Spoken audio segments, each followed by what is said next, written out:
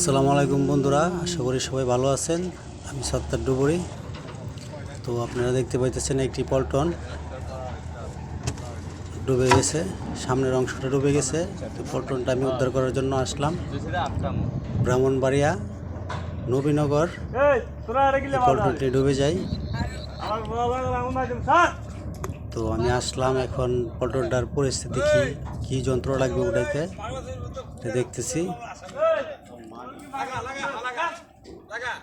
তো আপনারা আমাদের সাথেই থাকবেন, আমরা কীভাবে এই পল্টনটা উঠাই সাথে থাকবেন, অবশ্যই দেখবেন।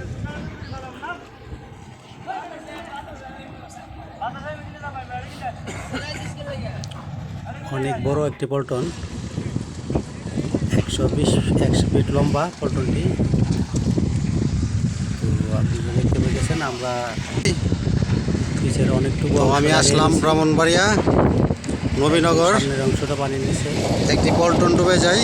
আশা করি আল্লাহর রহমতে আমরা 2 দিন কাজ করার মাধ্যমে আমি এতটুকু জায়গাতে সক্ষম হলাম। আশা করি আল্লাহর রহমতে আজকে আমাদের কাজগুলো শেষ করতে পারবো।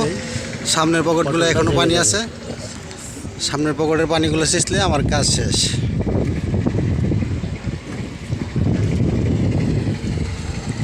আমাদের অনেক কষ্ট হয়েছে পল্টনটা ওঠাইতে,